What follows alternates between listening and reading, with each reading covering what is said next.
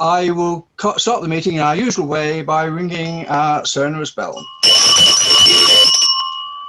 which wakes you up if it doesn't do anything else. And I'd now like to formally welcome our visitors. And I'd start by asking Sergeant Arms and internet host Clive if he could identify, firstly, first-time visitors. Yes, thank you. If I call you, can you please unmute yourself and just introduce yourself? I see Clelia Yado. Would you like to say hello? Hello, I'm Clelia Jadot. I'm a Belgian student studying at the LSE right now, but due to COVID-19 circumstances, I'm in Belgium right now. Welcome. We're pleased to see you. Thank you. Anybody else here for the first time? Let me have a look. Ivan, I thought I saw Ivan. Yeah, it's about my second or third time, thank you. Oh, is it? Always Okay. enjoying it, thank you. Thanks to my brother, Harry. I think that's it then, the President, David, for new visitors. Thank you, Clive. I am not noticing Emily Dlamini on the line. She's not here. She's not here. Okay. If anybody spots her, please let me know. She is due to be inducted at an early opportunity. Right. So, council reports. Are there any reports from council members, or are there any? Is anybody like to announce Rotary business affecting the club?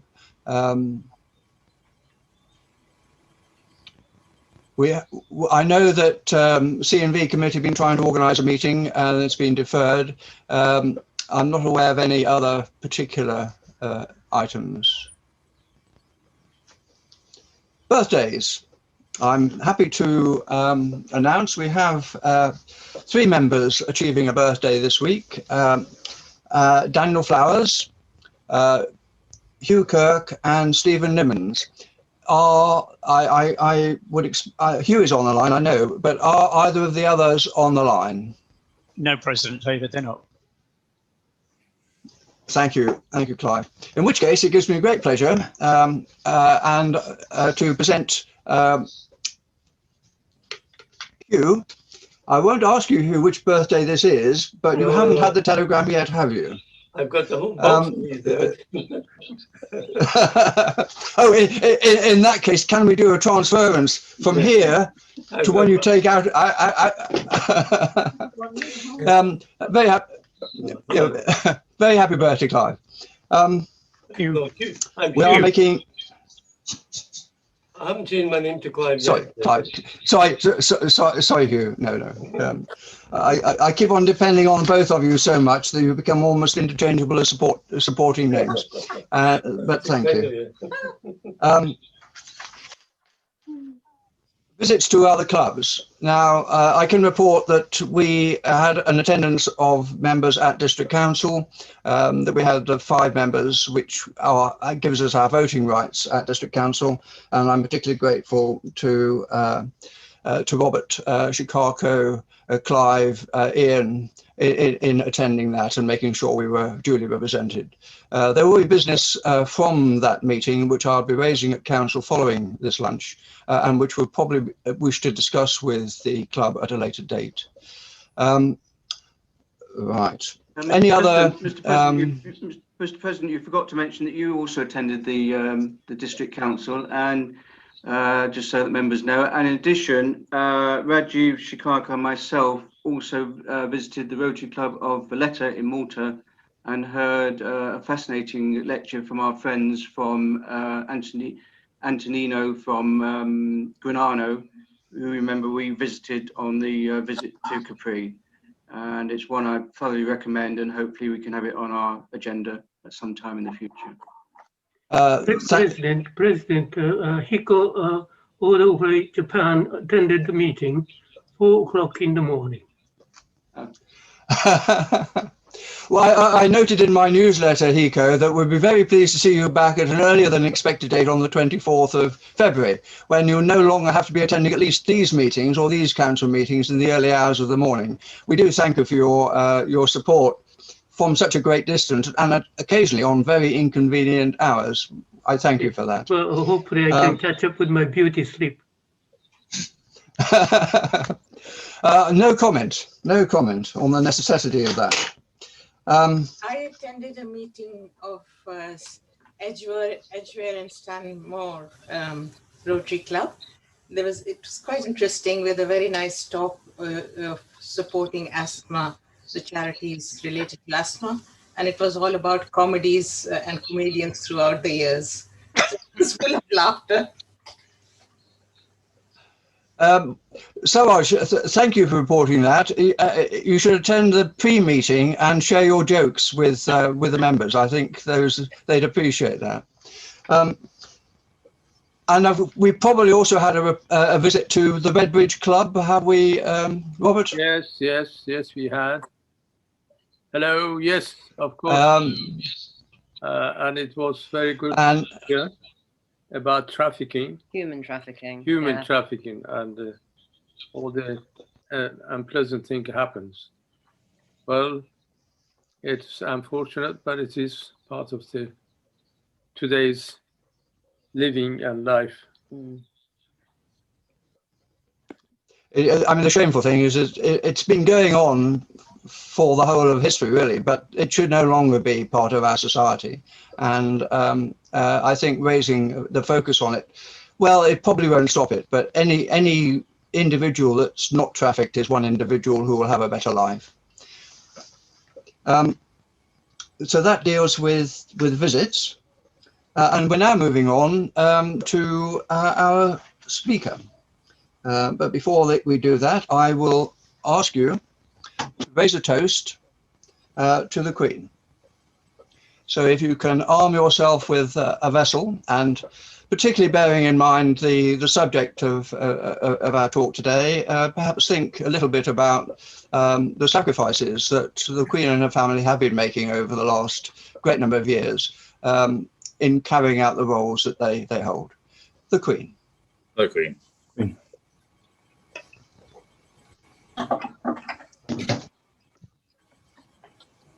Now, I'm very pleased to hand over the duty of introducing the speaker to a member of the club who has also spoken at the club and has held many very high offices and is probably well placed to appreciate the contributions that can be made to our knowledge of the events surrounding some of those offices by our speaker. So if I could introduce Sir Tony Baldry and ask Sir Tony if he'd be gracious enough to introduce our speaker. Thank you.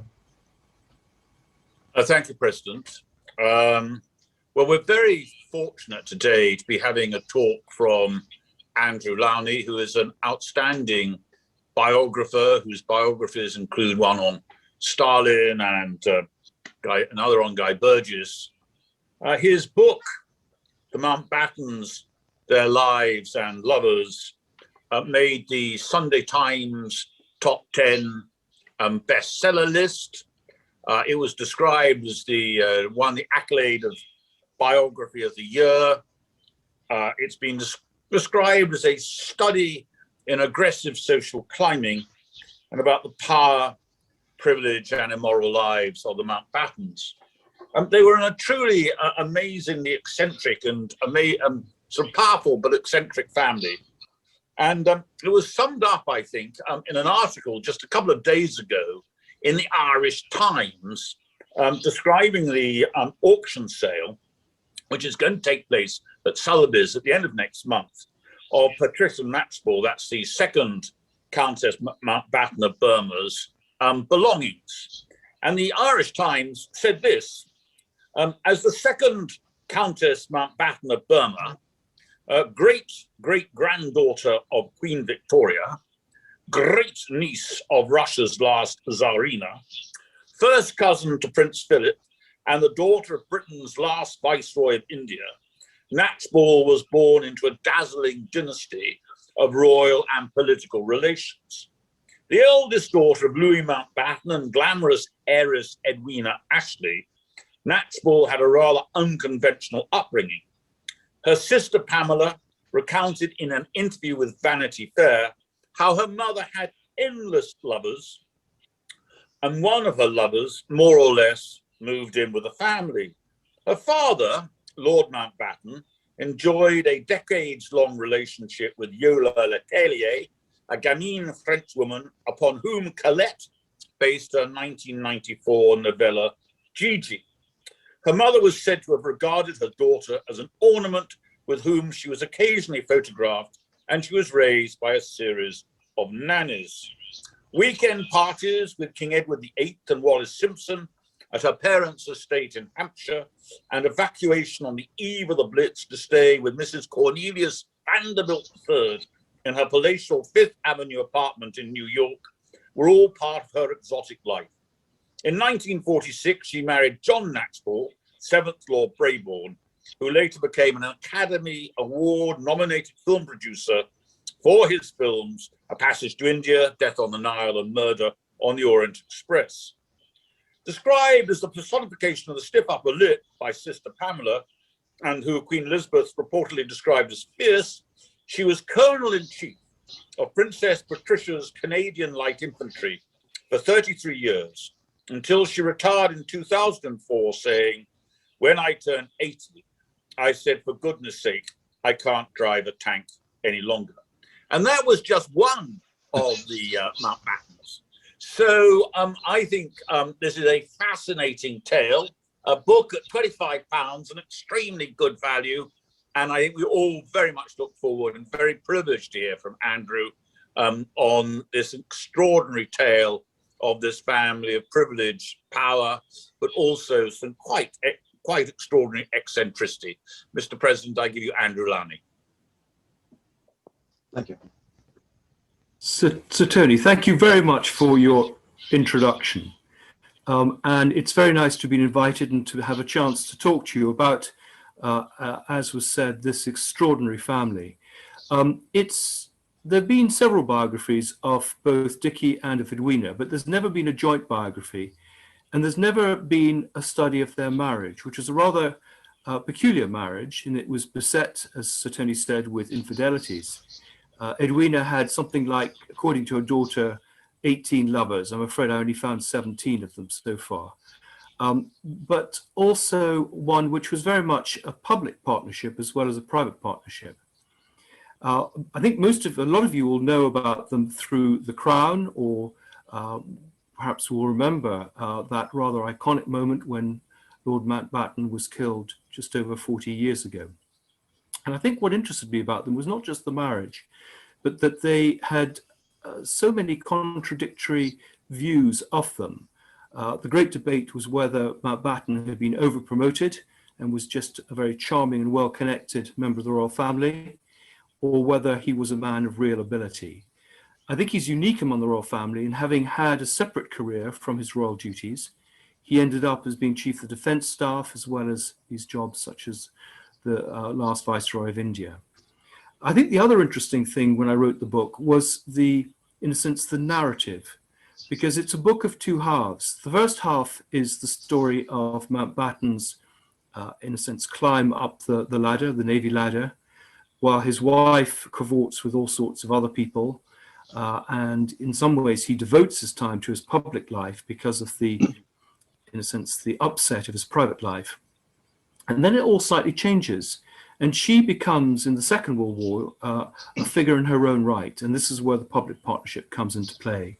And she becomes someone who, in some ways, has found a role. She's a highly intelligent woman who, because of her background, really wasn't given anything to do in terms of a job until the Second World War.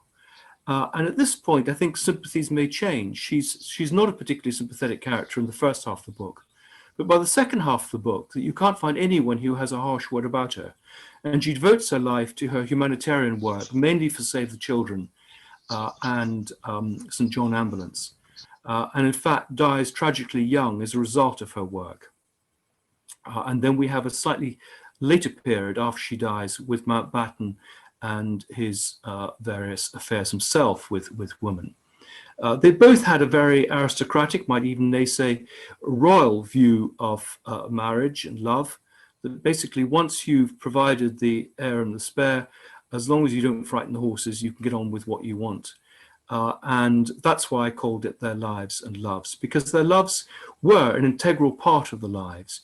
I think one of the best known lovers that she had was Nehru, and this of course had terrific implications when they were out in India, and Nehru was one of the important players in the final days of empire. But I only have 20 minutes to speak to you, but I thought what I'd do is run through their lives, give you a little bit of background, and then I hope we can address some of the things that interest you in the questions. Their lives pretty much follow the century. He was born in June 1900, she in November 1901. He was the last great-grandchild of Queen Victoria, and indeed her last godchild, he was her last godchild and indeed her great-grandson. His father was a career naval officer who eventually became First Sea Lord during the First World War. And he was brought up, as was alluded to, amongst European royals. He would go off in the summer and stay with the Russian royal family. Indeed, one of his early sort of passions was one of the daughters of Tsar Nicholas II. Edwina's background was slightly different. Her grandfather was a man called Ernest Cassel, who was probably the wealthiest man in Britain at that time. He was a banker, very closely connected to Edward VII. In fact, Edwina was a godchild of Edward VII and named after him. But her mother had died when she was 9, and she was brought up by various governesses. And I think this absence of a strong female presence, and indeed her father, who was a Conservative MP, was often away, I think affected her desire for some sort of validation, for love, and I think explains the rather rackety love life that she had for much of her life. The two of them met at Cowes in 1921, and it was pretty much love at first sight. She actually followed Dickie out to India, where he was on a tour with the Prince of Wales, the future King Edward VIII, and they were engaged, went and stayed with the Viceroy, as she was that well connected, and they were engaged in the spring, or rather on Valentine's Day, so literally just past, in 1922, and married that summer at St Margaret's in Westminster. The Prince of Wales was the best man. The King and Queen were among those who were there. And if you look on the Pathé newsreels, you actually see the wedding. It was filmed. Thousands of people gathered to see the wedding. Parliament Square was absolutely packed. And it was one of those events that all the papers devoted an enormous amount of coverage to. But after the marriage, they went off on a 6-month honeymoon. First of all, in Europe, meeting his relations, which doesn't sound like a bundle of laughs. And then the second part, they went across the States. And the States was to be a place which they both loved, and which was to be a place of escape in some ways for them. They loved the freedom, the fact that there was no obvious hierarchy there. And they started off on the East Coast, met people like Babe Ruth and Jerome Kern, and eventually went to the West Coast, where they stayed with Mary Pickford and Douglas Fairbanks, actually made a film, which again you can see on YouTube, with Charlie Chaplin. Charlie Chaplin took the opportunity to try and seduce Edwina on her own honeymoon. Then they were back, and Dickie was back into the Navy. He had chosen to be a signals officer, which was slightly unusual at that time. He was probably one of the most technically proficient naval officers of his generation, always had this terrific interest in inventions and technology, which of course he passed on to his nephew, Prince Philip.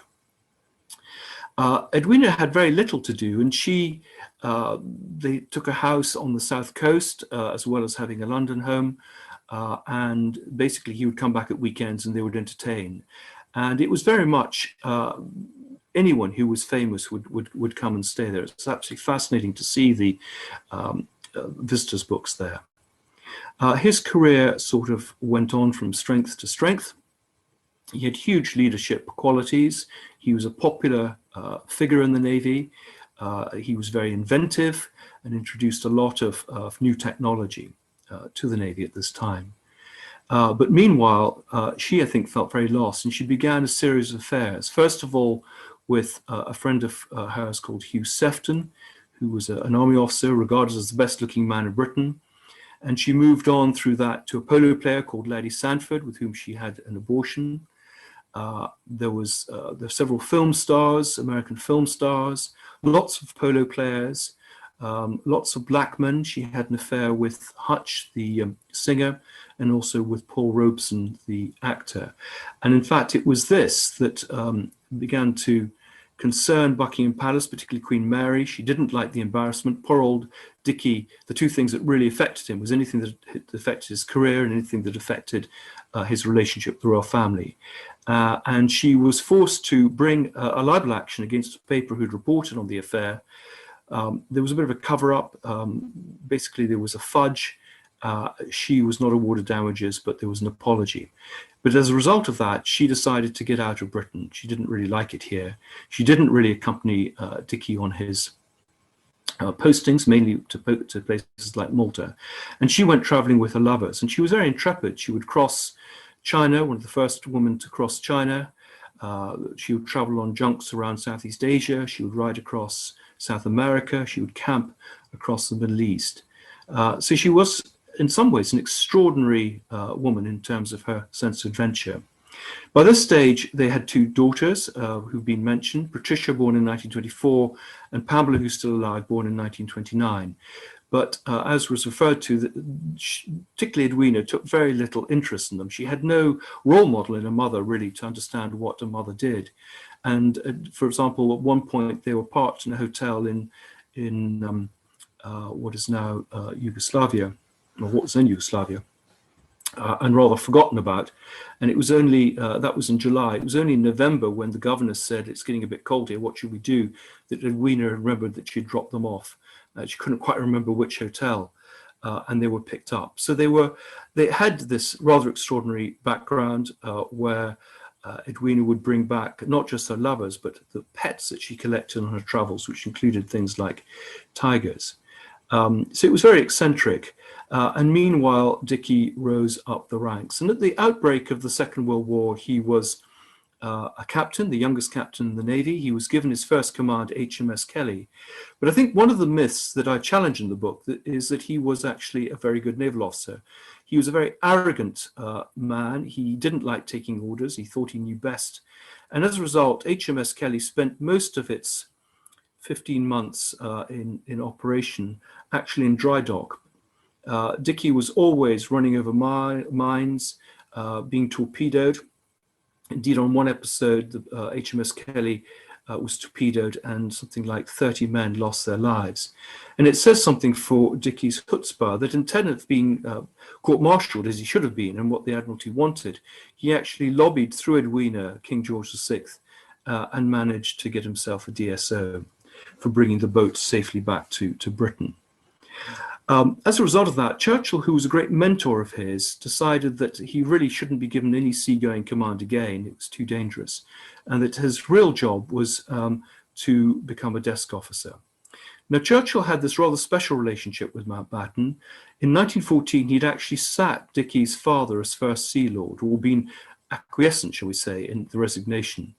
There'd been a strong sense of anti-German feeling at the beginning of the war, and because, of course, his father Louis was a Prince of Hesse, that didn't play very well. And Dickie, who was then a young naval cadet at Dartmouth, was absolutely shattered by this. There's a picture of him from one of his contemporaries of standing by the flag mast with tears streaming down his face. And from that moment, as a young teenager, he was determined that he would avenge family honor and that he would become First Sea Lord himself, which he did almost exactly 40 years later. So Dickie in the Second World War is appointed to combined operations, which was a sort of unit which was out to harry the enemy on occupied Europe. It was to prepare for D-Day, and he was behind the tragic raid in August 1942 against Dieppe, in which close to 1,000 Canadian servicemen were either killed, injured, or captured. And this episode was to hang over him for the rest of his life, how far he was responsible and how far he took the can for it. And at the same time, Edwina had now found her role, working for St. John Ambulance. She quickly rose up the ranks until within 2 years, she was basically running it. She was being given honours and being sent with him on fundraising tours across the States. Dickie was also involved in raids, for example, if you've seen the film The Cockle Shell Heroes, and indeed the planning for D-Day. And he was very good at, say, developing technology, bringing in outsiders who perhaps thought outside the box.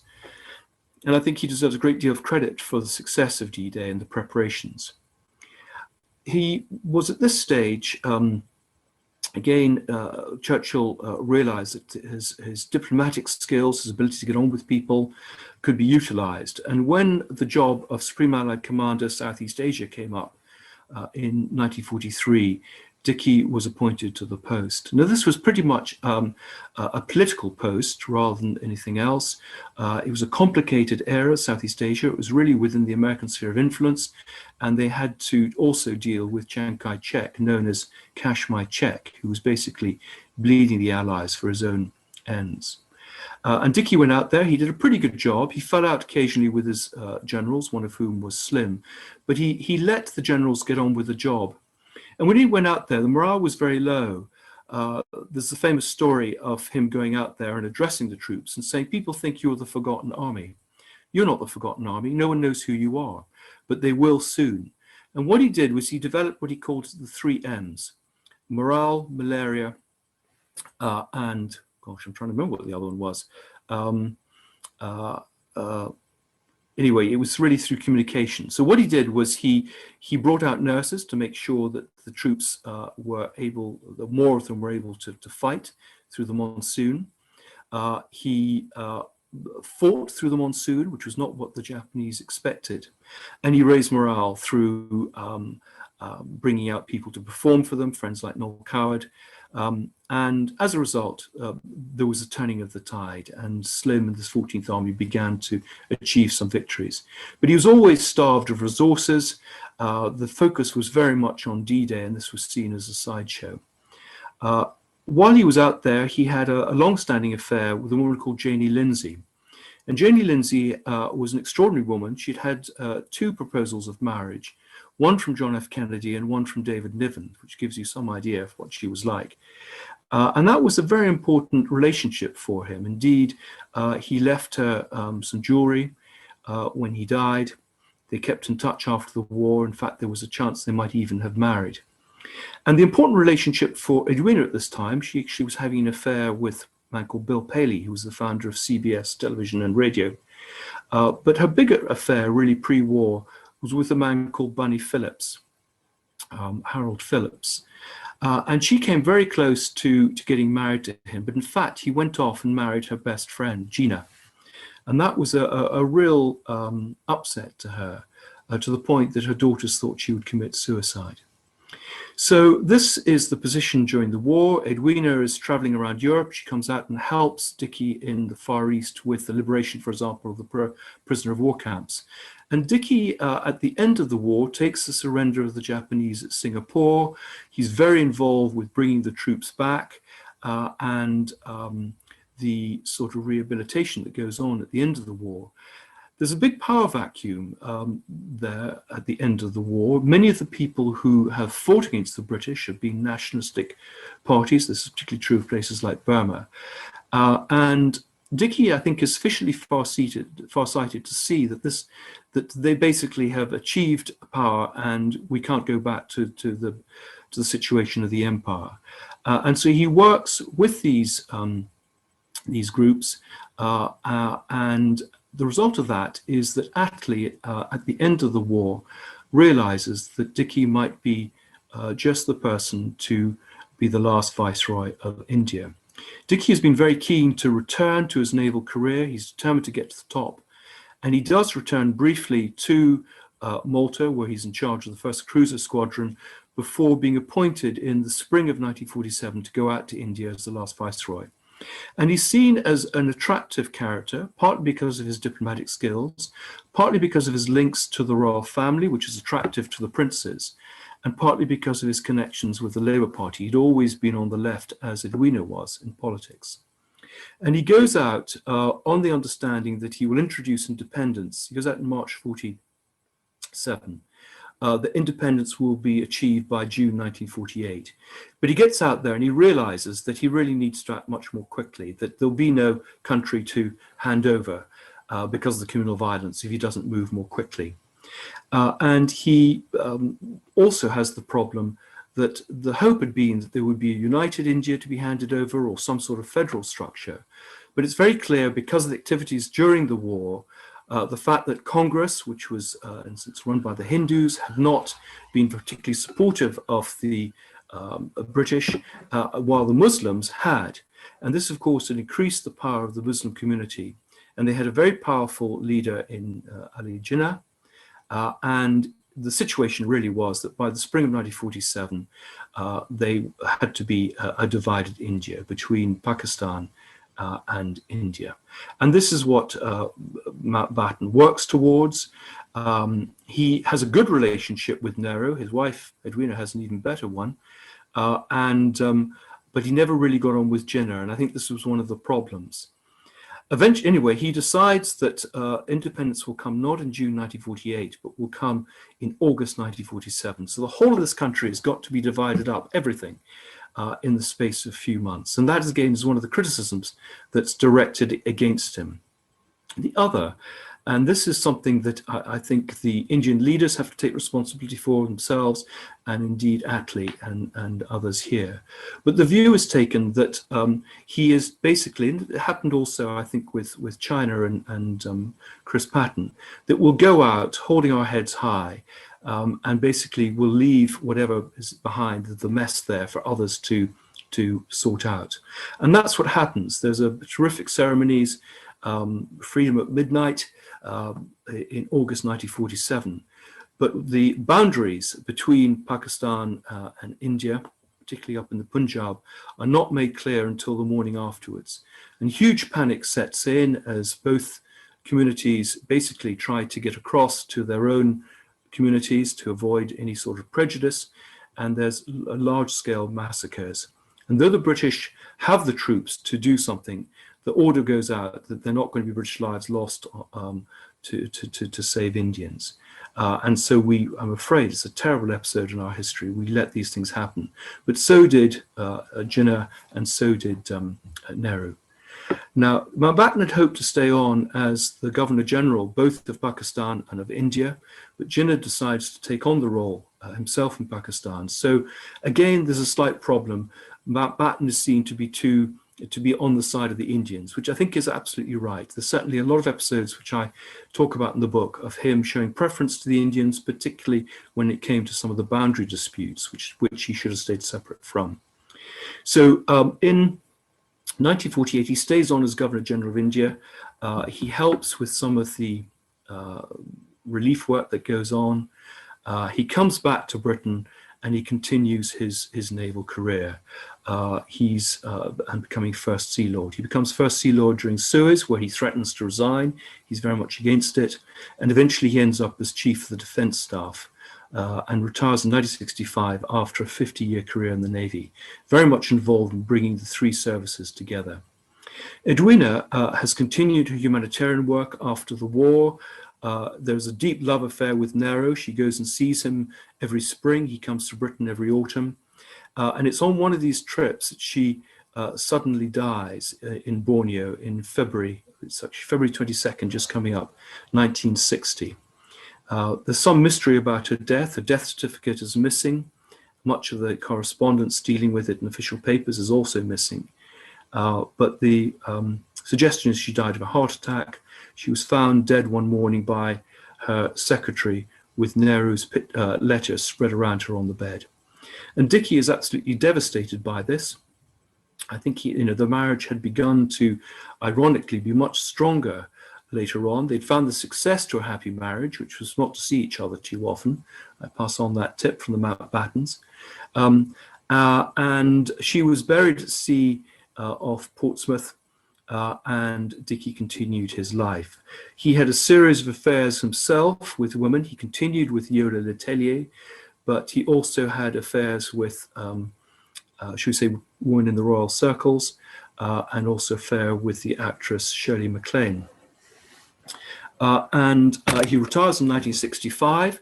He's a man who finds it very difficult to settle down. He's involved with lots of charities. He continues doing his royal duties. He's a great mentor to Prince Charles, having been a mentor before Charles to the Queen, and indeed Prince Philip, and going right back to a very strong relationship with George VI during the Second World War. He'd regularly gone out to Ireland, and it's on one of these trips in August 1979 that he's murdered by the IRA. They were looking for a royal target, and he provided a convenient person. Of course, the same day there was the Warren Point massacre, where several British soldiers were also killed. One of the things I discovered in my research was that there have been attempts on Mountbatten's life in the past. Indeed, the previous year there had been an attempt to put a bomb on his boat, Shadow 5. The extraordinary thing is that in 1979, knowing the threat, first of all, and warned not to go to Ireland, he went to Ireland with his family. And the second thing is that his security was actually reduced. There was no watch on the boat in 1979. And as a result, the IRA put their bomb on board and blew him up together with his Lord Braban's mother, one of his grandchildren, and another friend of one of the grandchildren on the boat. The result of this was actually self-defeating. It actually led to more cross-border security and cooperation. It led to the end of some of the cooperation from America. So it was a bit of an own goal. Only 2 people were actually charged. Only one actually was convicted, a man called Patrick McMahon, who was a bomb maker, and he was let out under the Good Friday Agreement. But one of the things, I know I've now done 24 minutes, so I better wind up, but one of the extraordinary things I discovered in my research, and it's a chapter in the book, is that Mountbatten was not only a great lover of women, he was also bisexual. This was discovered through an FBI file which had been opened on him from 1942 and from interviewing various people. He was actually quite open about his bisexuality. Of course, this was against the law until the 1960s. And indeed, he would have been thrown out of the Navy had he been discovered. It was known in the Navy, for example, when his chauffeur was told to learn the routes for him in Malta, he was given the male brothel in Malta, saying you'll be required to go here occasionally. So that's the extraordinary thing, that not only was he bisexual, but that everyone knew about it and the whole thing was covered up. One of the other things I discovered was that he himself, I think, probably was abused as a child. There's a man called Frederick Lawrence Long who married him, who was his tutor in 1914, 1915. And their love letters from Lawrence Long, which were kept by Mountbatten. The other extraordinary thing, and there's been quite a lot of controversy about this, is that Mountbatten himself was an abuser of boys. I've actually interviewed 2 of the boys, now men in their 50s, who've given me, I think, very convincing testimony that he was abused. And it's very clear from looking at the files that there's been a huge cover-up. For example, the records of cars going into Classiebawn, where he tended to abuse children, have not been released for no apparent reason. His activities at the Kingora Boys Club in Belfast, again, the files are closed or destroyed. I think there is a lot more to the story than even my book has brought out. But I don't think this should take away from the great achievements of both of them, the great sense of public duty, his extraordinary career, both as a royal, but also in the Royal Navy, and indeed her career as a humanitarian. So that's probably a good place to stop. I'm very happy to answer any questions. More detail in the book. You don't even have to pay £25. It's £3.99 on Kindle, and I think even about the same price as a paperback. Anyway, thank you for listening, and I'm very happy to answer questions. Thank you very much indeed, Andrew. A tour of great force. And I'm sure there will be questions shortly, but I'd just like to thank you myself for your contribution. I now call on Clive to act as host to the questions, if you would, and I would ask people to make their questions succinct. There are so many aspects of Andrew's talk that we could ask questions about. I'd give as many people as possible a chance to introduce one or other or different aspects. Clive. Thank you. If you wish to ask a question, please unmute yourself. I'm going to start with Brian Coleman and then Eve Conway. Brian, if you'd like to address your question, please. Yes, thank you very much, Clive. When I met Philip Ziegler, who of course wrote the official biography of Mountbatten in connection with his biography of Ted Heath, I asked him about the rumours that Mountbatten was bisexual, and he said that he could find absolutely no evidence to support the rumours that Mountbatten was bisexual. And as for child abuse, I think that's taking it one step further. Have you read my book? Funnily enough, I haven't read your book. I think I would recommend, before you say things like that, you read my book. Chapter and verse there. But it's just that Philip Ziegler had access to Royal Archives, whatever, and could find. Ziegler is a companion of the Victorian Order and an official biographer. He's not going to put things like that in there. I'm a historian and I follow the evidence, and the evidence is in the book, and I'd suggest you go and read the book before you make comments like that. You know, it's quite fashionable, isn't it, now to accuse people who are long dead of stuff that is illegal, and I don't think this helps our national story. Well, I'm not interested in the national story. I'm interested in telling the truth and writing biographies which are not cover-ups. Eve Conway, your question, please. Hi, we really enjoyed that. Excellent. Thank you very much. What I was going to actually ask you, when for the 60th anniversary of partition, I produced a whole day of lives about partition for BBC. And with my presenter, Matthew M. Rolliwalla, we went and interviewed Pamela Mountbatten. And what I thought was interesting about Pamela, I mean, obviously she spoke about her parents, but she talked about her father after partition flying over, you know, the boundaries between India and Pakistan and seeing villages burning and feeling dreadfully, upset about it. And, you know, obviously, I suppose, not expecting that sort of thing to happen, but how much do you think he did have foresight about what the impact of this would be, really? And it was quite a devastating impact, actually, with partition, and so many people were killed, and, you know, it's trains turning up with dead bodies on it, sure. on them, etc. They'd all been warned. The governors had warned them all this was likely to happen, and that advice was ignored. And I think that was one of the problems. I think it was bigger than they expected. More dramatic, but they had been warned. The preparations could have been made, and they weren't. And you know, he did admit later he'd made a mistake. He never really admitted to making a mistake on Dieppe, and I think there's quite a lot of evidence there, which of course he pushed for Dieppe to happen even after being cancelled the first time, and it was a very flawed plan. But yeah, no, they got it wrong. With tragic consequences, but not just him. I mean, I have to say, the Indian leaders, his advisors, but there were plenty of old India hands. That was the problem. There were old India hands who knew the country, who were saying one thing, and this was Mountbatten who would swan in, and in 3 months think he knew it all.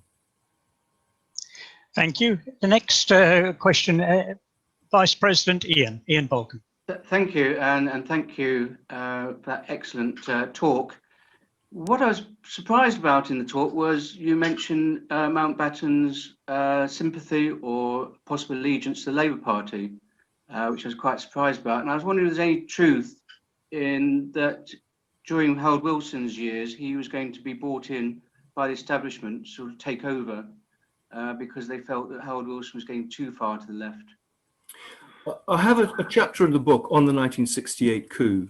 For those who don't know about it, there was a period during Harold Wilson's premiership where people felt that there were industrial problems, economic problems. They needed a strong government, and various newspaper proprietors approached Mountbatten. The first person they approached had been Oswald Mosley, so it's not someone of the left. But Mountbatten had always regretted the fact that as a member of the royal family, he couldn't stand for elected office. He was flattered by their attentions. He talked to them. He put forward various people. It was for a sort of national government. So Alec Douglas-Hume, Roy Jenkins were members or projected members. He even put forward a man who ran at the Hammer House Film Company. But he was a man of the left. I mean, Edwina particularly was of the left. Read the Daily Worker, and it was said that when canvassers came to their home in Hampshire Broadlands, the Conservative canvasser, he sent them round to the butler. He said he votes Conservative, but we don't. Thank you. Thank you. And Ridian Jones, Tim Waugh, and then Anthony Newton. Ridian. Thank you very much for that. It's absolutely fascinating. Can I probe a bit more on your judgment through your excellent and deep researches, obviously, about if you like, the psychology of leadership?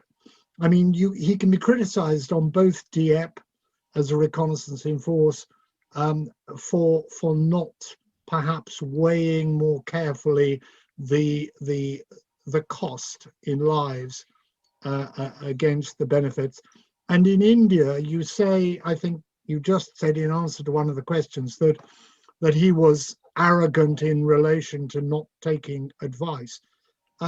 Why do you think it was possible for someone who was given such power when quite transparently they weren't able to operate in proper systems of governance and take advice and balance one thing against the other?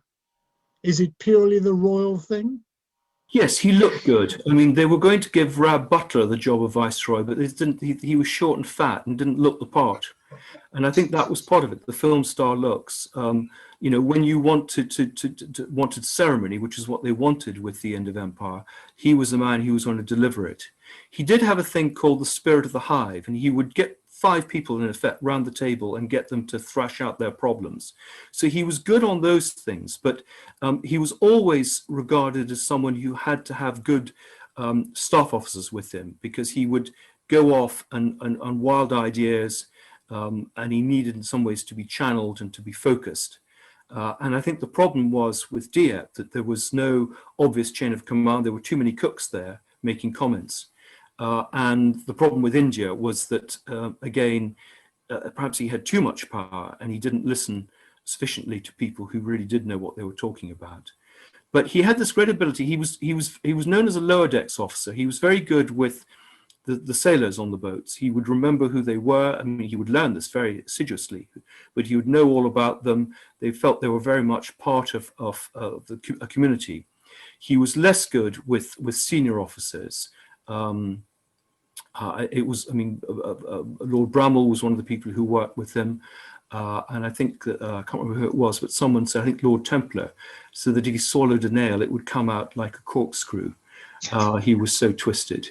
And he would always, someone said, if he could go in even through the front door, he would still come down the chimney. He almost loves subterfuge rather than doing things in an obvious way. And that was really his German background. You know, he wasn't, though he'd gone to, in a sense, Dartmouth, and he wasn't a conventional British establishment figure. You know, if he thought he was good, he would tell you he was good. There was no mock pretense. So he was, in many ways, an outsider, and that's what interested me about him. And I talk about that in the book, and there are various people who make that comment. Yeah, Tim Waugh. Thank you very much. Thank you very much for a very interesting talk. Can I ask a very simple question? What is the royal family reaction to your book? Well, when they were asked to make a comment, they made no comment. And the family's reaction was that the people I'd interviewed were I can't remember what it was, drug addicts and people who've been in prison. Since one of them was a major general in the Guards, and several of them were aristocrats and journalists and people like that, it was stupid. And that's why I get irritated when people make comment without actually reading the book. There's about 30 or 40 people on the record talking about this. Anthony Newton. Thank you, Andrew. That was a fascinating talk. My question, I think, is equally simple. Having done all the research you have, produced all the book you produced the wonderful book you have, where do your sympathies lie? Do your sympathies lie with them together? Do they lie equally in proportion? And have you changed the course of writing the book? Yeah, interesting question. When I did Guy Burgess, I liked him to start with. In fact, I said to my wife, can we call a second child Guy? And she said no, because it's a girl. By the end, I didn't like Burgess so much. Here, I feel slightly ambivalent. I have a great deal of admiration for him. He had a lot of flaws, but I have terrific respect for so much of him, you know, his hard work and all those things. I've sort of rather fallen in love with, because I think she was charming. She's the sort of person you would have wanted to have to dinner. She was racy, but I think a really good person. So I think the more I learn about her, the more I like her. So interesting question, but it's very difficult. You mustn't get too close to your characters. I'm doing my next book, which comes out in the autumn, is called Traitor King. It's about Edward VIII. And there I've struggled to find anything I like about either of them. And that's quite difficult, because you have to create something sympathy with your characters. Otherwise, why will anyone want to read about them? Thank you very much, Andrew. Margaret Cooper. Thank you very much for your excellent and detailed narrative. I was beginning to be a bit worried about you keeping on about the affairs of both parties. But my question is, with such an open relationship both had, I mean, what made them so untouchable with the royal and political circle that he keeps getting post after post being sent everywhere? Good question. Well, I mean, I think, you know, he was well connected. He knew how to play the system. You know, remember, these posts were happening 70, 80 years ago. So things have changed. It wouldn't perhaps happen now. He was able to use Edwina, who was very charming, to go on lobbying on his behalf. And I think there was still a very strong sense of deference to the royal family. He was brought in to do all sorts of jobs. He was a hard worker, and he could make things happen. And I think because of those connections and that energy, he was someone who was a useful person to have on your side. Thank you. Thank you. Do we have any more questions? If so, can you just indicate, please, unmute yourself? I'll have a look around the gallery just a moment. Just wave if you have any questions. Yes, Neville Shulman. Andrew, thank you so much for that very excellent exposition on Mountbatten. I mean, I think it's a great read. So I'm definitely going to buy your book. I think it's something that's really important. I used to have a lot of connections with Norton Romsey, Lord Romsey, and then also with Anthony Rufus Isaacs, Lord Anthony Rufus Isaacs, and they gave me a lot of input about the Mountbatten families and stuff like this, which I'm looking forward to finding out, you know, whether their comments are also included in your book, etc. But I think it was a great talk to us. Thank you so much indeed. And I'm definitely going to buy your book. So good luck to you. Thank you. Thank you. Suraj. Hi. I don't have a question, but I have a little comment relating to the talk, which might answer some of the questions or some of the puzzling things. Mahatma Gandhi was so-called the father of the nation, who led all this Quit India movement, etc. And the two key people were the Nehru and Jinnah, Now, both of them are actually cousins. And Jinnah was and both of them were very, wanted the power. So Gandhi said, well, if Jinnah said, we will be left alone, you know, Muslims will have a poor this, poor that. So Gandhi said, well, in that case, why don't you become the first prime minister? It's fine with me. The country will be secular, will always be a secular state, no question of, as it has been. But Nehru couldn't take that, and he wanted to be in power too. So then they joined up with Kashmir, the mayor of Kashmir, who was also another cousin. And that's the reason why India got split up, because both these Jinnah and Nehru didn't want to relinquish power, and they are related. And the Kashmir problem wasn't solved because the mayor of Kashmir is also related to them. Jawaharlal Nehru was not a Hindu. He used an Indian name. And Indira Gandhi was given the name Gandhi to not to expose the fact that she was Muslim, married to a Muslim. Oh, really? Yeah. Now, India remains a secular state and has always been a secular state and will remain a secular state. No place for Hindu, Muslim, Christian, everybody's same. We've got presidents who've been Muslims. We've got every person in parliament who have got Muslims, Christians, not a problem. But in Pakistan, you won't find a single Hindu. That's the difference. That is a totally Muslim state. Any Hindus left behind had a choice. You either convert or out you go. That didn't happen with India. In India, there are more Muslims than the entire population of Pakistan. Sure. Well, the problem still, you know, clearly that some of the issues from 1947-48 still remain. So, yeah, well, that's because Kashmir, Nehru was very partial to his cousin, mayor of Kashmir, and was didn't particularly fight for India's corner or anything. They actually, all the three of them are interrelated. yeah, no, it's a very complex story. I've devoted about 5 chapters to it in the book. Oh. Thank you. Do we have any other questions? If so, can you please unmute yourself? And I will now look around the gallery once again. Any questions? I have a question, Clive. Yes, please, President David. I'd just like to ask Andrew, is there any way in such a life could be possible now, given the the nature of empire, the nature of the families, the presence of social media? Is there any way one could have a life like that in anywhere in the world now? No, I think he was very lucky. And I mean, I think it was the Second World War that gave him the opportunity. I think without the Second World War, he would have probably risen pretty much to the top of the Navy, but that would have been it. You know, clearly we have more scrutiny now. We have less deference. There would have been less opportunity for him to have these jobs. So no, it would be very, very different. Absolutely. I mean, he is, in some ways, it is the story of the 20th century. There's no one else who touches, I think one of the obituary writers said, touches so many parts of the 20th century in such an important way. He's a sort of Zelig figure. So that's what makes him so interesting.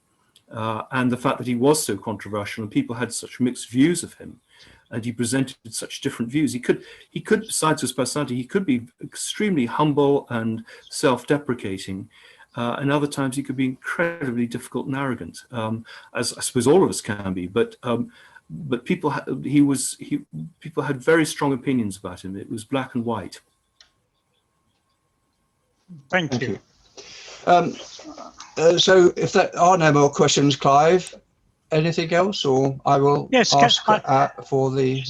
I wonder if I can just make a comment, please. I was interested to hear you say that he got on with the more junior officers rather than the senior officers. And I seem to remember my father, who was in the RAF in the Far East during the Second World War, telling me that Mountbatten's headquarters were in the Peradeniya Gardens in Kandy. And my father you talked about him bringing out entertainers. My father said he went to a theatre one evening for the troops to be entertained, and he sat down and he found himself sitting next to Lord Mountbatten, which he always thought was quite incredible that he as a NCO should have attained that privilege. Yeah, no, he was sort of classless, and I think that's why they liked America. She liked it because she loved Harlem and black musicians, but they loved the sense of freedom and the fact that everyone was equal. And I think that's why she hated, she found British society very difficult to operate in. But absolutely, and he was a terrific speaker. He would go out into the jungle and talk to people, and he mixed with them, mixed with the men. And he was incredibly brave, both of them, and so he was an inspirational figure. So there are lots and lots of great qualities that they both had. Thank you. I don't see anybody else asking. Yeah, I think Okay. that's it, So David. may I? Thank you, Sergeant Armsclive. May I call upon Anthony Newton to give a vote of thanks on behalf of the club. Anthony. Very much, Andrew. That was absolutely outstanding. You mentioned it a moment ago that there's less deference in society today. Well, thinking of the roles you have of being historian, a literary agent, a publisher, I think we take our hat off to you just for those three extraordinarily complicated and difficult roles. But that apart, you also mentioned in the course of your talk in describing Mountbatten, he possessed the 3 M's. But we couldn't quite remember what the third M was. I couldn't remember either. If I may presumptuously describe your talk as possessing the 3 E's. In other words, you talk with great erudition, great attainment, and hugely educationally. Your talk has been absolutely outstandingly and brilliant in terms of its clarity, the conciseness of your views, and the atmosphere you provide at this meeting. So may I ask everyone, please, if you would show your appreciation to Andrew in our usual way. Thank you very much. Thank you. Thank you very much. Thank you. Well, it's been a pleasure. It's been a pleasure. Thank you very much, Anthony, for that. It now just rests with me to present Andrew with our speaker certificate, which I will be sending to him digitally. I think he's frozen. I'm not sure he's still there, actually, but he will be receiving this. Yes. Okay, so you're frozen on the screen. I'll be sending you this certificate digitally to thank you, and as evidence, if you like, that you have been speaking to the Rotary Club of London. Thank you very much indeed. Thank you. Now I think little remains for me to announce the next week's speaker, which is a member of our club, Mirko Martins, who will be using his wealth of experience of entrepreneurship and of Africa to talk on elements of strategy. And I ask you to reappear next week to hear Mirko speak to us. I then have the final toast, which is so important to all Rotarians around the world, and that is to Rotary and peace the world over. So please raise a glass, if you have one, or a vessel, to toast Rotary and peace the world over. Rotary and peace the world over. Rotary and peace the world over. Thank you. And so I will close the meeting, although Clive, no, I think we're not holding the meeting open today because we have council coming up shortly at 2:30. So I don't know, Clive, whether you want to hold the Zoom open for 10 minutes or something. I'll leave it open for 10 minutes, David, and then we'll take it off, and then we'll come back at 2:30. Thank you. Thank you. So I close the meeting and thank you for attending.